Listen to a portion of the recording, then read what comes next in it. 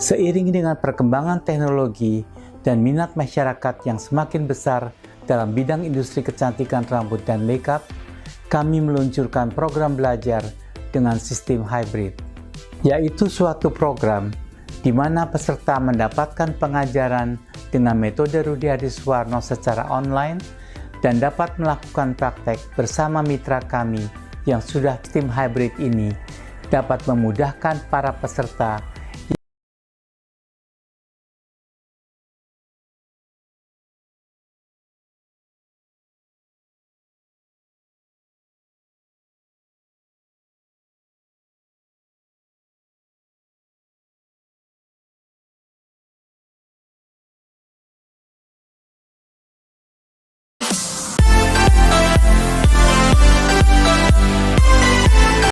Halo, balik lagi di channelnya Kursus Salon Murah. Kita jawab-jawab pertanyaan lagi ya.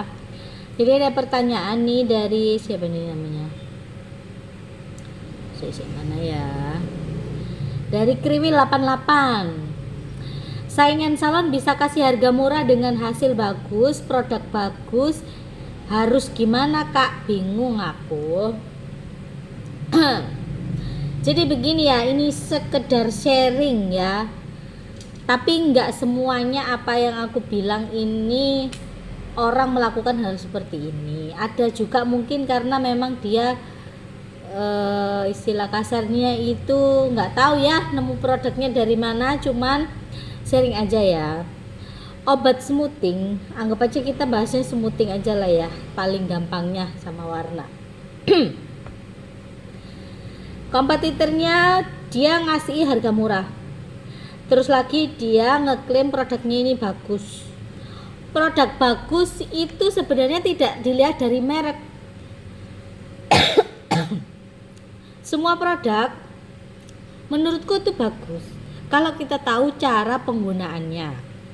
Ya, kalau misalkan kompetitor kamu ini dia mengatakan dia pakai produk A, misalkan yang di iklan-iklan, anggapannya seperti itu. Sedangkan produk A ini harga di pasaran itu sangat tinggi. Ya. Harga di pasaran sangat tinggi, tapi dia mengklaim dia memakai produk itu, terus dia kasih harganya itu murah, misalkan smoothingnya. Dia anggap aja harga murahnya ini pukul rata ya. Anggap aja panjang pendek anggap aja misalkan 150. Misalkan. Tapi dia ngeklaim pakai produk yang bagus, dalam arti itu produk yang bermerek yang sudah ada di pasaran, dalam arti yang sudah diiklankan.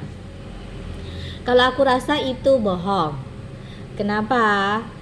Aku kasih tahu contohnya aja ya. Ini aku ngomong merek ini ya. Ini dari sales itu harganya 150 lebih. Aku lupa harga ya. Isinya 800 gram, enggak sampai 1 kilo. Ketika ada kompetitor atau salon lain itu menggunakan produk yang misalkan ini nih. Terus dia jualnya 150.000 panjang pendek. Kira-kira ini aja ya, nggak sampai 1 kilo. Ini bisa dipakai kalau misalkan untuk rambut tebel-tebel itu sekitar 3 orangan. Itu pun ngepres, kadang bisa kurang kalau tebel terus panjang ya. Kamu bayangin ini di harga 150 ribuan, terus dia jual panjang pendek anggap aja 150.000 ya. Mungkin secara perhitungan dia masih untung karena dia melihatnya harga produk. Dia beli misalkan 150.000, bisa jadi 3, berarti sekalinya ngobat itu 50.000 anggapannya. Dia lupanya apa? Lupa ngecas harga, dalam arti lupa ngecas operasional salon, lupa menghargai dirinya sendiri. Regomu iku piro, jangan sampai kamu gratisan ya. Gratisan dalam arti tidak kamu hitung harga dirimu. harga kamu untuk ngerjain, maksudnya tidak memikirkan yang namanya bayar listrik, maksudnya bayar listrik operasionalnya besar, dan juga bayar air. Misalkan dia bayar air, kalau dia ngeklaim dia harga murah pakai produk bagus, aku rasa itu yang dia pakai hanya sekedar ya produk, ya mungkin produk lokalan, tapi dia pintar mengerjakannya sehingga ke doktrin ke customernya dia memakai produk yang bagus. Karena apa? Dia menghasilkan hasil smoothingannya ini bagus, jadi orang sudah tidak mempertanyakan lagi nih. Ketika salon sudah ngomong produknya ini kita pakai kan yang bagus, orang sudah nggak pertanyakan lagi mereknya apa, ya tergantung yang kerjain. Tapi kalau dia ini kacamatanya dari perhitungan ini tadi, ya tetap rugi. Karena apa? Anggap aja 100.000 nih, anggap aja uang obat aja yang step 1 50.000, netralnya, nyucinya berapa kali cuci? Awal, yang kedua, yang ketiga, nyuci 3 kali smoothing. Terus lagi biaya operasional listrik, pegawai kalau dia ada pegawai, air kalau dia bayar air, seperti yang aku bilang tadi, harganya itu untuk ngerjain jasanya sudah berapa, tambah lagi durasi waktu untuk mengerjakan smoothing itu berapa lama. Itu dengan harga segitu aku bilang itu nggak masuk akal. Karena apa? Misalkan dia ngeklaimnya pakai yang bermerek loh ya, pasti di harga yang murah itu nggak masuk akal. Dia cuman hanya sekedar pengen salonnya rame, itu aja. Marginnya hampir sangat sedikit, uangnya hanya ketutup untuk beli obat dan salonnya hanya begitu aja. Nggak ada yang namanya sebuah nilai investasi. Kalau menurutku sih ya second optionku itu tadi, dia pakai produk lokal tapi dia tahu bagaimana cara mengerjakan smoothing ini tadi, dan hasilnya dia itu bagus.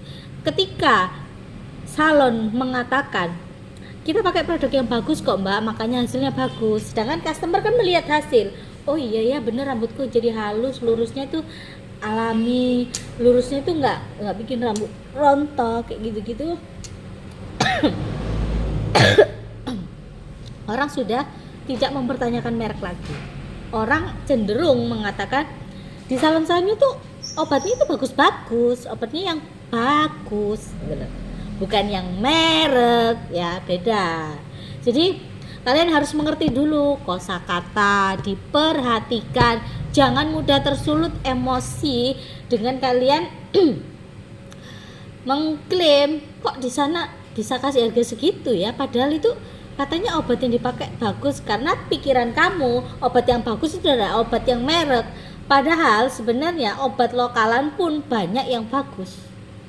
Tergantung cara kalian ngerjainnya, ya kan, teknik kamu seperti apa gitu loh. Jangan nanti ketika orang sudah pasang harga segitu, bagi orang yang ngerjain itu sudah untung, mungkin dia ambil keuntungan yang sedikit, nanti kalian menggiring opini yang tidak baik. Nggak bisa seperti itu. Kita itu harus ngelihat segala sesuatunya itu dari dua sisi. Jangan hanya sekedar pikirannya atau pikiran kamu selalu tertuju pada obat yang bermerek, ya. Semua obat mau dari yang murah sama yang mahal ini bagus.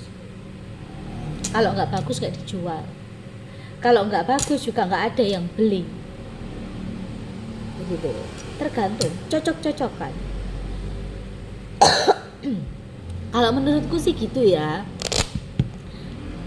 Jadi buat Kriwil 88, ketika salon atau kompetitor lain dia bisa memberikan harga yang relatif murah dengan hasil yang bagus, kamu jangan bingung. Yang harus dibenahi adalah mindset kamu. Kok bisa ya? Ya ini tadi sudah kujabarkan. Tidak terpaku dengan merek. Obat lokal pun banyak yang bagus, yang penting tahu cara kerjanya. Itu aja sih, singkat, padat dan jelas. Aku rasa penjelasanku ini cukup mudah dimengerti ya. Intinya itu bagus itu jangan selalu kamu patokannya langsung tek merek, belum tentu. Terkadang yang bermerek aja hasilnya nggak bagus loh. Obat lokal aja kalau kita tahu caranya, tahu tekniknya, kita bisa ngerjain bagus. Dari situ kita bisa dapat keuntungan, meskipun keuntungannya ini tidak full, dalam arti tidak banyak. Ambil keuntungannya marginnya sedikit tapi mungkin dia terus gitu. Jadi itu ya jawabannya, yang pikiran positif, pikiran sehat ya. Jangan berpikiran yang nggak sehat. Tapi bentar ya, aku mau sampai. Ada beberapa oknum memang dia mengklaim ini dia pakai obat yang bermerek ya, tapi itu sebenarnya yang dikasihkan itu yang nggak bermerek. Itu juga ada yang kayak gitu, tapi itu hanya segelintir orang, nggak semuanya. Cuman kalau jawaban waras, jawaban sehat ya, sebelum aku ngomong ini tadi, itu sudah pasti logika kita itu mainnya di situ gitu. Jadi kalian jangan tersulut emosi ketika ada kompetitor kasih harga murah, ya mungkin memang dia perhitungannya seperti itu. Yang aku tahu seperti itu.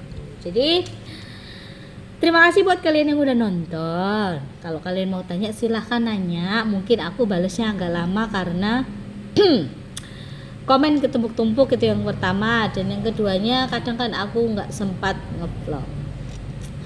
Oke, salam waras. Terima kasih buat kalian yang udah nonton video ini. Jangan lupa kalian subscribe kalau kalian belum subscribe. Kalau kalian mau tanya-tanya silahkan. Bye.